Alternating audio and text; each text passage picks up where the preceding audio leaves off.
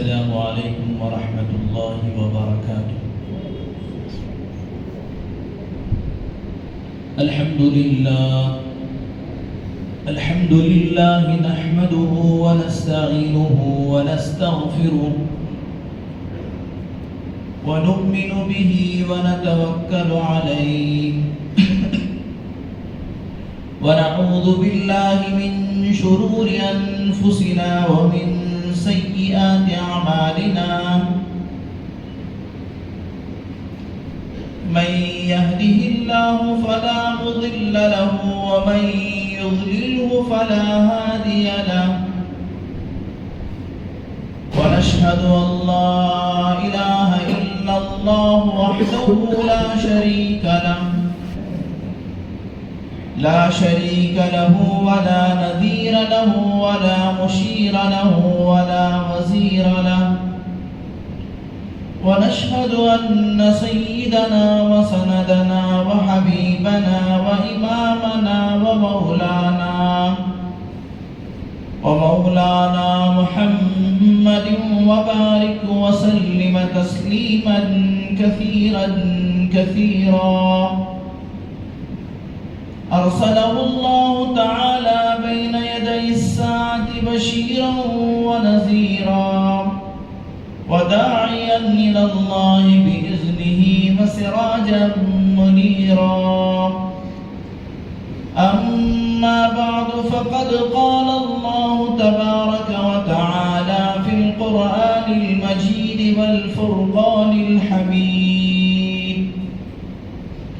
أعوذ بالله من الشيطان الرجيم بسم الله الرحمن الرحيم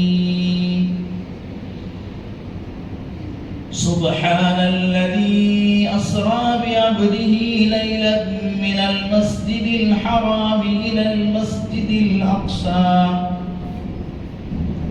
الذي باركنا حوله لنريه من آياتنا إنه هو السميع البصير صدق الله العظيم وصدق رسوله النبي الكريم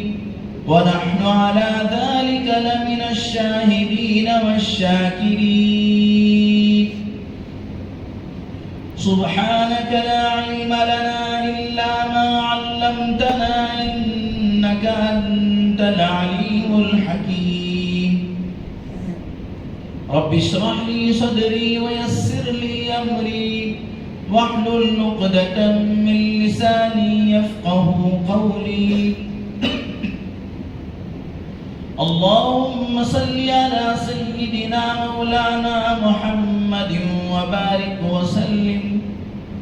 اللهم صل على سيدنا مولانا محمد وبارك وسلم اللهم صل على سيدنا مولانا محمد وبارك وسلم تسليما كثيرا كثيرا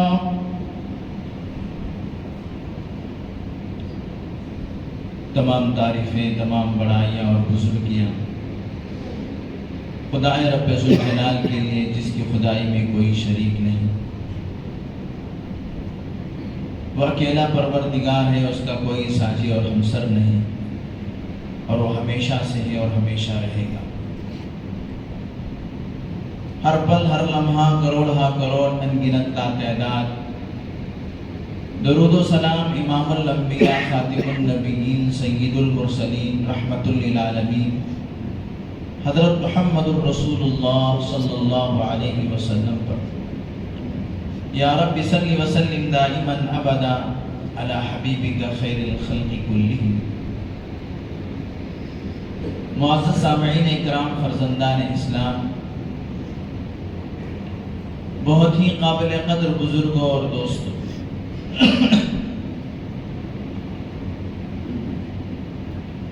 آج رجب کی 23 تاریخ ہے۔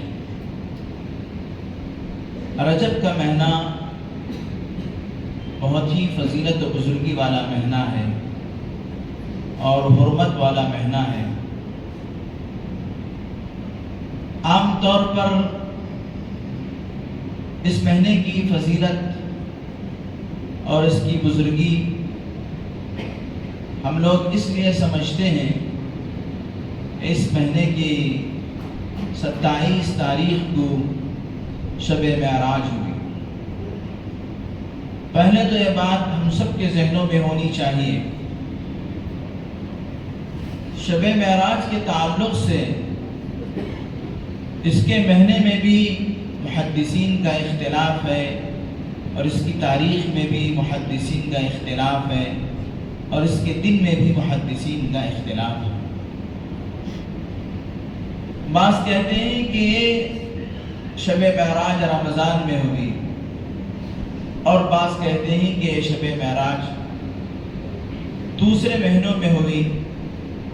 اور بعض کہتے ہیں کہ رجب میں ہوئی۔ اس کی تاریخ کے بارے میں بھی یہی ہے کہ کوئی 22 رجب کو ہوئی، کوئی 27 رمضان میں ہوئی، کوئی اور کوئی تاریخ، اور اس کے دن کے بارے میں بھی کہ جمعہ کو ہوئی یا ہفتے کو ہوئی یا پیر کو ہوئی۔ ایک سوال یہ پیدا ہوتا ہے کہ حضرات صحابہ کرام رضوان اللہ تعالی علیہم اجمعین کو کیا اس کی تاریخ یاد نہیں تھی؟ حضرات صحابہ کو کیا اس کا مہینہ معلوم نہیں تھا؟ حضرات صحابہ کو کیا اس کا دن معلوم نہیں تھا؟ حالانکہ حضرات صحابہ کرام رضوان اللہ تعالی علیہم اجمعین ایسے ذہین و فطین کہ وہ انسانوں کی نہیں بلکہ ان کے گھوڑوں کی نسلوں کو یاد رکھنے والے تھے۔ ایک گھوڑا فلاں گھوڑی کا، اور اس کے بعد فلاں کا، یعنی ان کے گھوڑوں کی نسل تک ان کو یاد رہتی تھی۔ انسانوں کی تو بہت پیڑیاں یاد رکھا کرتے تھے، پھر کیا بات ہے حضرات صحابہ کرام نے شب معراج کی تاریخ کو یاد نہیں رکھا؟ اس میں اختلاف کیوں؟ اصل بات یہ ہے کہ شب معراج کی تاریخ میں کوئی عبادت اور کوئی روزہ اور کوئی چیز مخصوص نہیں ہے۔ اللہ کے نبی صلی اللہ علیہ وسلم کو شب معراج غالباً 10 نبوت، یعنی آپ صلی اللہ علیہ وسلم کو نبوت مل کے 10 سال ہوئے تھے، اس وقت اللہ کے نبی صلی اللہ علیہ وسلم کو شب معراج کا واقعہ پیش آیا۔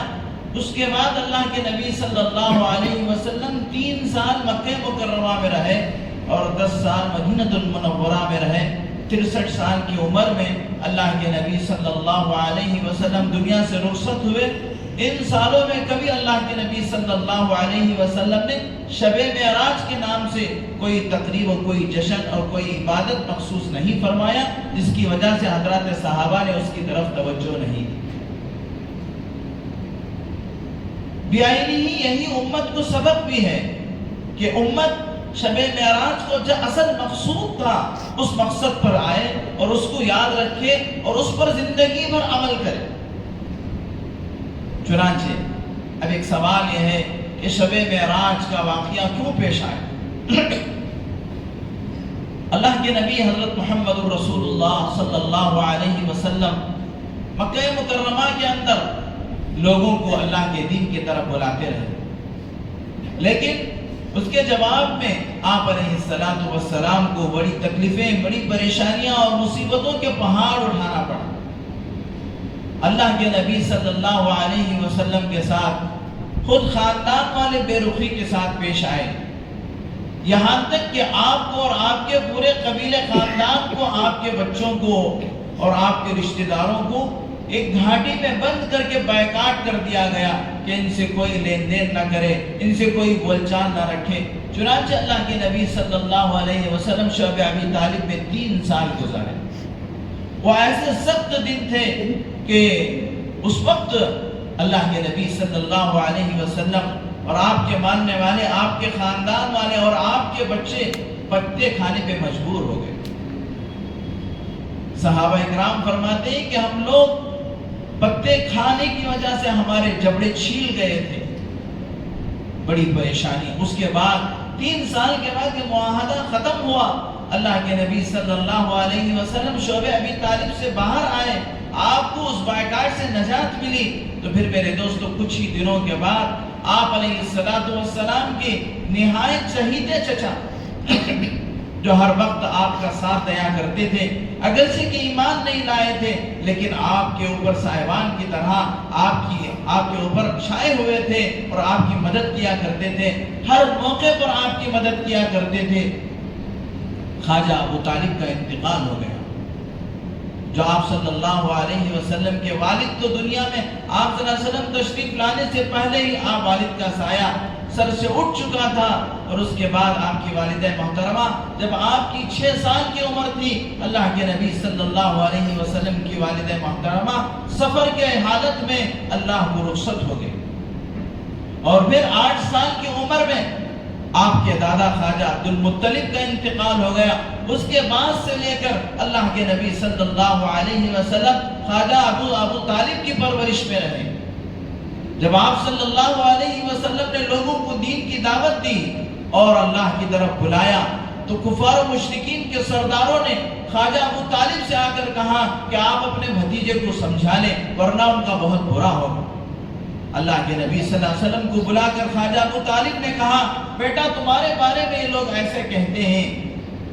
اللہ کے نبی صلی اللہ علیہ وسلم نے فرمایا، اگر وہ لوگ میرے ایک ہاتھ میں چاند لا کر رکھ دیں اور دوسرے ہاتھ میں سورج رکھ دیں، جب بھی میں اللہ کے اس ذمہ داری سے سبکدوش ہونے والا نہیں ہوں، دین کے اس کام کو چھوڑنے والا نہیں ہوں۔ یہ کہہ کر اللہ کے نبی صلی اللہ علیہ وسلم خواجہ ابو طالب کے پاس سے جا رہے تھے۔ خواجہ ابو طالب نے آپ علیہ السلام کو بلایا اور بلا کر کہا، بیٹے بھتیجے، جب تک میرے جسم کے اندر جان رہے گی اور جب تک میں زندہ رہوں گا میں تیرا ساتھ نہیں چھوڑوں گا، ہر وقت میں تیرا ساتھ دوں گا، اور جب تک میرے جسم میں جان ہے کہ میں تیرا ساتھ نہیں چھوڑوں گا۔ تو ان خواجہ ابو طالب کا انتقال ہو گیا، اور انہی کے کچھ دنوں کے بعد اسی مہینے میں روایتوں کے اندر آتا ہے کہ آپ علیہ السلام کی چہیتی بیوی حضرت خدیجہ الکبریٰ رضی اللہ تعالی عنہ کا انتقال ہو گیا۔ حضرت خدیجہ رضی اللہ تعالی عنہ دنیا کی وہ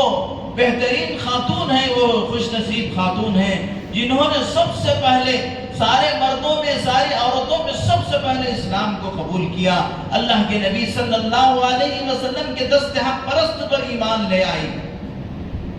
اور صرف اتنا ہی نہیں بلکہ اپنا پورا مال اللہ کے نبی صلی اللہ علیہ وسلم پر لٹا دیا۔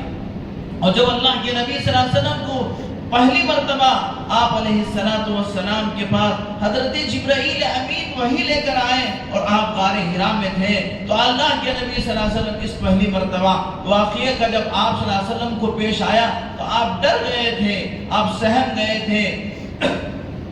حضرت خدیجہ رضی اللہ تعالی عنہ کے پاس آپ صلی اللہ علیہ وسلم تشریف لائے۔ آپ علیہ السلام نے اپنی بیوی سے کہا کہ زملونی مجھ پر چادر اڑا دو، میں بہت گھبرایا ہوا ہوں، میں بہت ڈرا ہوا ہوں۔ اللہ کے نبی صلی اللہ علیہ وسلم کو حضرت خدیجہ نے اس وقت اطمینان دلایا، تسلی دلائی کہ اللہ آپ کو ضائع نہیں کرے گا، آپ ویسے آدمی نہیں ہیں بلکہ آپ کمزوروں کی مدد کرتے ہیں، غریبوں کا سہارا بنتے ہیں، بیواؤں اور یتیموں کو آپ مدد کرتے ہیں، مسکینوں کی آپ مدد کرتے ہیں، ایسے لوگوں کو اللہ کبھی ضائع نہیں کرے گا، آپ ہمت سے رہیے۔ چنانچہ اللہ کے نبی صلی اللہ علیہ وسلم کو مزید ہمت دلانے کے لیے اس وقت وہ اپنے چچازاد بھائی ورقہ بن نوفل کے پاس گئے جو تورات و انجیل کے عالم تھے، اور ان کے پاس جا کر اللہ کے نبی صلی اللہ علیہ وسلم کی اس پورے واقعے کی کیفیت کو سنایا۔ تو حضرت ورقہ بن نوفل جو تورات و انجیل کے عالم تھے، انہوں نے اللہ کے نبی صلی اللہ علیہ وسلم کو تسلی دی اور بتایا کہ یہ وہی فرشتہ ہے جو حضرت عیسیٰ ابن مریم کے پاس آیا کرتا تھا۔ چنانچہ اللہ تبارک و تعالی آپ کو عنقریب نبوت عطا فرمانے والے ہیں، اور آپ اللہ کے آخری نبی بن کر لوگوں کے سامنے اللہ کے دین کو پھیلائیں گے اور اللہ کے دین کو رکھیں گے۔ آپ اطمینان رکھیں، اللہ آپ کو ضائع نہیں کرے۔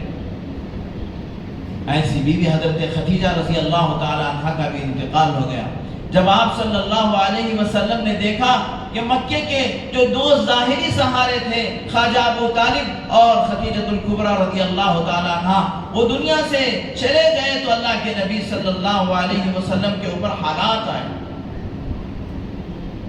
اللہ کے نبی صلی اللہ علیہ وسلم خانہ کعبہ کے صحن میں نماز پڑھ رہے تھے، آپ پر جو اونٹ کی اوجڑی ڈالا گیا وہ وہی وقت تھا جبکہ حضرت خواجہ ابو طالب اور خدیجہ الکبریٰ رضی اللہ تعالیٰ عنہ دنیا سے رخصت ہو گئے، اور آپ علیہ السلام کے گلے میں چادر ڈال کر جو آپ علیہ السلام کو بھینچا گیا تھا، جس کی وجہ سے آپ کی آنکھیں باہر آ گئی تھی، اور طرح طرح کے مظالم جب اللہ کے نبی صلی اللہ علیہ وسلم پر مکے میں ہو رہے تھے تو اللہ کے نبی نے سوچا تو بازو میں جو طائف شہر ہے اس شہر کے اندر جو 3 سردار ہیں ان سرداروں سے جا کر ہم بات کریں گے، اگر وہ دین کی بات کو مان لیں گے تو پھر دین کے پھیلنے میں اور اللہ تبارک و تعالیٰ کا دین کو عام کرنے میں سہولت ہو جائے گی۔ اللہ کے نبی صلی اللہ علیہ وسلم طائف تشریف لے،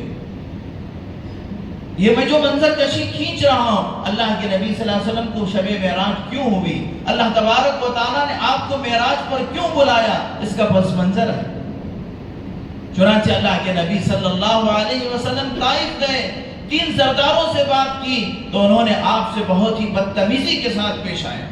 صرف اللہ کے نبی صلی اللہ علیہ وسلم کے ساتھ بدتمیزی ہی نہیں کیا بلکہ اوباش لڑکوں کو آپ کے پیچھے لگا دیا اور انہوں نے آپ پر پتھروں کی بوچھار کی۔ اللہ کے نبی صلی اللہ علیہ وسلم کا جسم مبارک خون سے چھلی ہو گیا اور آپ کی جوتیوں میں خون جم گیا۔ داعی اسلام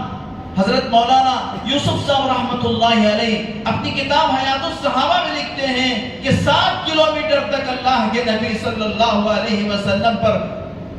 پتھروں کی برسات کی گئی۔ اللہ کے نبی جب تھک کر بیٹھ جاتے آپ کے بغل میں ہاتھ دے کر آپ کو اٹھایا جاتا اور آپ کو چلایا جاتا اور نوکیلے پتھروں کو لے کر آپ پر نشانہ بنایا جاتا، آپ علیہ السلام خون سے رنگین ہو گئے۔ واقعہ طائف کو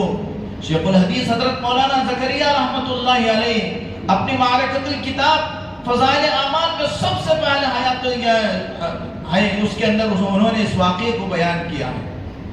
تاکہ لوگوں کو پتہ چلے کہ یہ دین کس طریقے سے ہم تک پہنچا ہے۔ یہ دین کوئی کھیل مذاق ہنسی مذاق کا اور میرے دوستو ایک دین کیا ہے کوئی معمولی چیز نہیں ہے، یہ دین جو ہم تک پہنچا ہے تو اس کے لیے امام الانبیاء خاتم النبیین سید المرسلین حضرت محمد رسول اللہ صلی اللہ علیہ وسلم سے لے کر آپ کے خاندان نبوت اور آپ کے صحابہ نے اس کے لیے کیا کچھ قربانیاں دی ہیں۔ آج ہم اس دین کی دھجیاں ہماری زندگیوں سے ہم دھجیاں اڑا رہے ہیں، اس دین کے ہمارے تک کوئی پرواہ نہیں ہے۔ چنانچہ اللہ کے نبی صلی اللہ علیہ وسلم جب طائف سے تشریف لائے تو اللہ تبارک و تعالیٰ نے اپنے محبوب صلی اللہ علیہ وسلم کو تسلی دینے کے لیے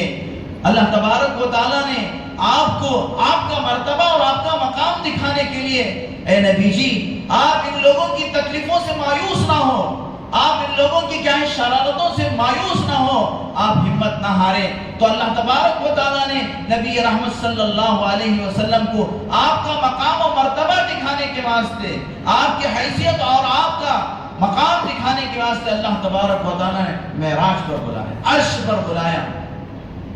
اور اللہ تبارک و تعالیٰ نے اس واقعے کو اپنے پاک کلام میں بیان فرمایا، سبحان الذی اسری بعبدہ لیلا من المسجد الحرام الى المسجد الاقصی، پاک ہے وہ ذات جس نے اپنے بندے کو مسجد الحرام سے مسجد الاقصی لے کر گیا۔ یعنی اللہ تبارک و تعالیٰ سبحان الذی بیان فرما کرے کہتے ہیں کہ اللہ تبارک و تعالیٰ جو کرنا چاہتے ہیں وہ کر سکتے ہیں، اللہ کی ذات پاک ہے اور اللہ تبارک و تعالیٰ بڑی قدرت والے ہیں اور اللہ تبارک و تعالیٰ کے لیے کوئی چیز مشکل نہیں ہے، وہ جو کہتے ہیں کرنا چاہتے ہیں تو صرف کل لفظ کل اختیار فرماتے ہیں تو وہ چیز ہو جاتی ہے، وہ کن فیکون کے مالک۔ سبحان اللہ، اسرا کا معنی ہے رات میں چلنے کو کہا جاتا ہے۔ اللہ کے نبی صلی اللہ علیہ وسلم کے اس معراج کے سفر کے 2 پہلو ہیں، ایک مسجد الحرام سے بیت المقدس تک، اسے اسرا کہا جاتا ہے، اور اللہ تبارک و تعالیٰ نے یہاں پر عبدہی کا لفظ استعمال فرمایا، اپنے بندے کو۔ بندہ کہتے ہیں غلام کو، یعنی بندہ کہتے ہیں جسم اور روح کو، صرف نہ جسم کو کہتے ہیں نہ صرف روح کو۔ تو اس میں اشارہ یہ ہے کہ اللہ کے نبی صلی اللہ علیہ وسلم کو اللہ تبارک و تعالیٰ نے جو معراج کروایا وہ آپ علیہ السلام کے جسم اور روح دونوں کے ساتھ. اللہ کے نبی صلی اللہ علیہ وسلم کو اللہ تبارک و تعالیٰ نے جو معراج کروایا وہ کوئی خواب نہیں تھا، بلکہ اللہ تبارک و تعالیٰ نے آپ کے جسم کے ساتھ اور آپ کی روح کے ساتھ آپ کو زمین سے آسمانوں پر، پھر آسمان سے عرش معلی تک اللہ تبارک و تعالیٰ نے آپ کو لے کر. چنانچہ میرے دوستوں، اللہ کے نبی صلی اللہ علیہ وسلم کے لیے حضرت جبرائیل علیہ السلام معراج پر لے جانے کے لیے آئے تو آپ علیہ السلام اپنی پھوپھی حضرت ام ہانی بنت ابی طالب کے گھر آرام فرما رہے تھے. آج مکہ المکرمہ میں یہ وہ جگہ ہے جہاں پر باب شاہ فہد بنا ہوا ہے، اور وہاں پر نشانی کے طور پر اس کی پہلی منزل پر لائبریری بنی ہوئی. وہاں پر حضرت ام ہانی رضی اللہ تعالی عنہ کا مکان تھا. حضرت جبرائیل علیہ السلام ان کے گھر کی چھت سے داخل ہوئے. یعنی عام طور پر جیسے دروازوں سے داخل ہوتے ہیں، اس کے برخلاف حضرت جبرائیل علیہ السلام حضرت ام ہانی رضی اللہ تعالی عنہ کے گھر کے چھت سے داخل ہوئے، یہ بات معلوم کرنے کے لیے کہ یہ سفر جو آپ کا ہے یہ کوئی زمینی سفر نہیں ہے بلکہ آسمانی سفر. اللہ کے نبی صلی اللہ علیہ وسلم کو لے کر گئے اور جانے کے بعد خانہ کعبہ میں جو حتیم ہے، حتیم کا حصہ ہے، ایک تو خانہ کعبہ کی 4 دیواری ہے جس پر کھٹ ڈلا ہوا ہے، اور خانہ کعبہ کا کچھ حصہ ہے جس کو بغیر چھت کے تاکہ اس کو چھوڑ دیا گیا ہے، اس کو حتیم کہا جاتا ہے. حالانکہ وہ بھی خانہ کعبہ ہی کا حصہ ہے، اور جب آدمی طواف کرتا ہے تو حتیم کے باہر سے کرتا ہے. طواف جو ہوتا ہے حتیم کے باہر سے ہوتا ہے، اس لیے کہ یہ بھی خانہ کعبہ کا حصہ ہے. اللہ کے نبی صلی اللہ علیہ وسلم کو حتیم میں لے جایا گیا. اگر یہ بھی اللہ تبارک و تعالیٰ کی ہم پر بڑی مہربانی کہ ہم میں سے کوئی آدمی اللہ کے نبی صلی اللہ علیہ وسلم کہاں سے معراج کا سفر شروع کرے دیکھنا چاہے تو ہر کوئی دیکھ سکتا ہے، وہ مقام حتیم ہے. اگر خانہ کعبہ کے اندر سے ہوتا تو پھر میرے دوستوں ہم میں سے بہت سارے محروم ہو رہ جاتے، اور خانہ کعبہ کے اندر جانے کا موقع تو بڑے بڑے لوگوں کو ملتا ہے، لیکن اللہ کے نبی صلی اللہ علیہ وسلم کو جو معراج پر لے جایا گیا وہ مقام حتیم سے، اور وہاں پر اللہ کے نبی صلی اللہ علیہ وسلم کو لٹا کر حضرت جبرائیل علیہ السلام نے آپ کے سینے مبارک کو چاٹ کیا اور آپ کے قلب اطہر کو نکال کر جنت سے سونے کا تشت لائے ہوئے تھے. اس کے اندر زمزم کے پانی سے آپ کے قلب اطہر کو دھویا گیا. کیوں؟ اس لیے کہ آپ علیہ السلام کو اب آسمان دنیا، آسمان کی سیر کرنا ہے، عرش تک پہنچنا ہے. وہاں پہنچنے کے اللہ کے نبی صلی اللہ علیہ وسلم کے دل کے اندر اس کی طاقت کو اور اس کی کیا ہے چیزوں کو کیا ہے ڈالا گیا. پھر اللہ کے نبی صلی اللہ علیہ وسلم کے لیے براق لایا گیا. آج بھی اگر آپ مکہ مکرمہ جائیں گے تو مطاف جو ہے، مطاف میں جو ترکیوں کی عمارت ہے، اس ترکیوں کی عمارت میں باب العمرہ اور باب عبدالعزیز کے باب الفہد کے درمیان میں ایک ستون آج بھی ہے. اس ستون سے براق کو باندھا گیا تھا، اور اس ستون کا پہچان کے لیے انہوں نے اس کا رنگ ہی الگ رکھا ہے. اگر آپ غور سے دیکھیں گے تو وہ ستون دیگر ستونوں سے الگ ہوگا. چنانچہ اللہ کے نبی صلی اللہ علیہ وسلم کے لیے جو براق لایا گیا تھا، اس براق کو اس ستون سے باندھا گیا. اور براق کہتے ہیں میرے دوستو، برقن سے براق ہے، یعنی اس کی جو رفتار تھی، اس کی جو تیزی تھی وہ بجلی کی طرح. اور بجلی کے بارے میں لوگوں نے کہا ہے کہ وہ 1 سیکنڈ میں 1,86,000 کلومیٹر 86,000 کلومیٹر کی رفتار پر بجلی چلتی ہے. 1,86,000 کلومیٹر کی رفتار سے یہ بجلی چلتی ہے. تو پھر میرے دوستو یہ براق اتنی تیزی کے ساتھ چلنے والا تھا. اب جب یہ براق اتنی تیزی کے ساتھ چلنے والا تھا تو آپ اندازہ اس بات کا لگائیے اس پر بیٹھنے والی ذات کتنی زبردست اور کتنی طاقتور ہوئی. امام الانبیاء خاتم النبیین حضرت محمد الرسول اللہ صلی اللہ علیہ وسلم کو سوار کرا کے لے جانے کے لیے اس سواری کو لایا گیا تھا، تو وہ سوار کتنا مضبوط ہوگا اور اس کے اندر اللہ تبارک و تعالیٰ کی طرف سے کس قدر اللہ تبارک و تعالیٰ نے اس کے اندر طاقت رکھا ہوگا۔ جبکہ یہ ہمارا جو فلائٹ جو آسمانوں پہ اڑتا ہے فی گھنٹہ 900 کلومیٹر کی رفتار میں جاتا ہے، فی گھنٹہ 900 کلومیٹر کی رفتار میں جاتا ہے، تو میں آپ سے سوال کرتا ہوں، کوئی فلائٹ کے اوپر بیٹھ کر جا سکتا ہے؟ اس کے پرخچے اڑ جائیں گے، اس کی دھجیاں ہو جائیں گی، لیکن امام الانبیاء حضرت محمد الرسول اللہ صلی اللہ علیہ وسلم ایسے براق پر سوار ہیں جو فی سیکنڈ 1,86,000 کلومیٹر کی رفتار میں جاتا ہے۔ چنانچہ اللہ کے نبی صلی اللہ علیہ وسلم اس براق پر بیٹھ کر مسجد الحرام سے مسجد اقصی تشریف لے گئے، تو آپ علیہ السلام کے اس سفر کے 5 اسٹاپ تھے۔ 5 جگہ پر اللہ کے نبی صلی اللہ علیہ وسلم نے حضرت جبرائیل آپ کے رہبر تھے، یعنی آپ کو لے جانے والے تھے، 5 مقامات پر اللہ کے نبی صلی اللہ علیہ وسلم کو حضرت جبرائیل علیہ السلام نے رکایا۔ سب سے پہلے یہ مسجد الحرام، یہاں پر اللہ کے نبی صلی اللہ علیہ وسلم کو لے جایا گیا۔ دوسرا جو مقام تھا آپ کا وہ یثرب تھا، جس کو آج مدینہ المنورہ کہا جاتا ہے۔ یہ اسلام کا نام ہے، اللہ کے نبی صلی اللہ علیہ وسلم نے اس کو مدینہ المنورہ کا نام دیا، ورنہ پہلے اس کو یثرب کہا جاتا تھا۔ قرآن مجید میں بھی اللہ تبارک و تعالیٰ نے اس نام سے مدینہ منورہ کو یاد فرمایا، یا اہل یثرب لا مقام لکم۔ اللہ تبارک و تعالیٰ نے قرآن میں بھی اس نام سے پکارا ہے، مدینہ منورہ کا نام لیا ہے۔ چنانچہ اللہ کے نبی صلی اللہ علیہ وسلم کو حضرت جبرائیل علیہ السلام نے کہا کہ یہاں پر آپ اتر کر 2 رکعت نماز پڑھے، اور وہ بستی کھجوروں سے بھری ہوئی تھی، ہر طرف کھجور کے درخت تھے، جس کو نخلستان کہا جاتا ہے۔ اللہ کے نبی صلی اللہ علیہ وسلم نے حضرت جبرائیل سے پوچھا، اے جبرائیل امین، یہ کون سا مقام ہے؟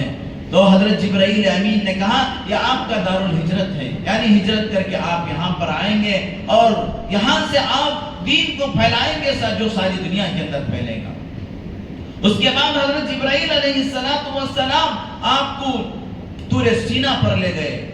جو حضرت موسیٰ علیہ السلام نے وہاں پر 40 راتیں گزارے، اور اللہ تبارک و تعالیٰ نے حضرت موسیٰ علیہ السلام کو تورات کی 30 تختیاں عطا فرمایا، اور وہیں سے حضرت موسیٰ علیہ السلام کو اللہ تبارک و تعالیٰ نے ہم کلامی کا شرف عطا فرمایا کہ اللہ کے نبی حضرت موسیٰ کلیم اللہ سے براہ راست بات کرتے ہیں۔ چنانچہ وہاں پر اتر کر اللہ کے نبی صلی اللہ علیہ وسلم نے 2 رکعت نماز پڑھی، اور اس کے بعد حضرت جبرائیل علیہ السلام نے آپ کو بیت اللحم پر اتارا۔ یہ بیت اللحم وہ جگہ ہے جہاں پر حضرت عیسیٰ علیہ السلام بغیر باپ کے پیدا ہوئے۔ اللہ تبارک و تعالیٰ کی نشانیوں میں سے ایک نشانی حضرت عیسیٰ علیہ السلام، اللہ تبارک و تعالیٰ کی قدرتوں میں سے ایک قدرت، اللہ جب چاہتے ہیں تو بغیر ماں کے بیٹے کو انسان کو پیدا فرماتے ہیں، جب اللہ چاہتے ہیں تو بغیر باپ کے انسان کو پیدا فرماتے ہیں۔ حضرت آدم علیہ السلام کو اللہ نے بغیر ماں کے پیدا فرمایا، اور حضرت عیسیٰ علیہ السلام کو بغیر باپ کے پیدا فرمایا، اور پھر اللہ تبارک و تعالیٰ نے حضرت عیسیٰ علیہ السلام کی ماں، جب انہوں نے وہاں پر حضرت عیسیٰ علیہ السلام پیدا ہوئے، وہاں پانی نہیں تھا، اللہ تبارک و تعالیٰ نے وہاں پر پانی کی نہر جاری فرمایا، اور حضرت مریم علیہ السلام کو جب بھوک لگی تو حضرت مریم علیہ السلام، کیونکہ حضرت عیسیٰ علیہ السلام پیدا ہوئے تھے، اب بھوک شدت کے ساتھ لگ رہی تھی، اللہ نے قرآن مجید کے اندر فرمایا وَهُزِّي إِلَيْكِ بِجِذْعِ النَّخْلَةِ تُسَاقِطْ إِلَيْكِ رُطَبًا جَنِيًّا، تم اس کھجور کے تنے کو ہلاؤ۔ حضرت مریم نے کہا ہے اللہ کیا ہلاؤں، اس میں تو کوئی پھل نظر نہیں آ رہا ہے۔ اللہ نے فرمایا تم اس کو ہلاؤ، اس کے اندر سے پھل جھڑانا یہ میرا کام ہے۔ چنانچہ حضرت مریم علیہ السلام نے اس کھجور کے سوکھے تنے کو ہلایا تو اللہ تبارک و تعالیٰ نے ان کے لیے اس درخت سے تر و تازہ کھجور نکال کر دکھایا۔ یہ تمام واقعات وہاں پر پیش آئے تو حضرت جبرائیل علیہ السلام نے اللہ کے نبی صلی اللہ علیہ وسلم کو بیت اللحم پر نماز پڑھنے کے لیے فرمایا، اور پھر جو 5واں مقام تھا اللہ کے نبی صلی اللہ علیہ وسلم کے اس سفر کا وہ بیت المقدس تھا۔ چنانچہ اللہ کے نبی صلی اللہ علیہ وسلم براق پر سوار ہو کر حضرت جبرائیل علیہ السلام کے ہمراہ بیت المقدس پہنچے اور براق کو اس سوراخ سے باندھا جس سوراخ سے سارے انبیاء علیہ السلام اپنی سواریوں کو باندھا کرتے تھے۔ یہاں سے محدثین و مفسرین نے ایک مسئلے کو نکالا ہے کہ آدمی اپنی چیزوں کی حفاظت کرے، اگرچہ کہ بظاہر اس کی حفاظت میں اس کے گم ہونے کا اور کیا ہے دیگر چیزوں کا خدشہ نہ بھی ہو، لیکن اس کی حفاظت کرنا تمہارے ذمے ہے۔ چنانچہ آپ گاڑی پارک کر کے کیا گاڑی مسجد کے باہر یا اجتماع میں یا کہیں بھی جا کر آپ نے اپنی گاڑی کو کھڑایا تو وہاں آپ اپنی گاڑی کو ہینڈل لاک ڈالنا اس مسئلے سے ثابت ہوتا ہے کہ آپ اپنی چیز کی حفاظت کریں،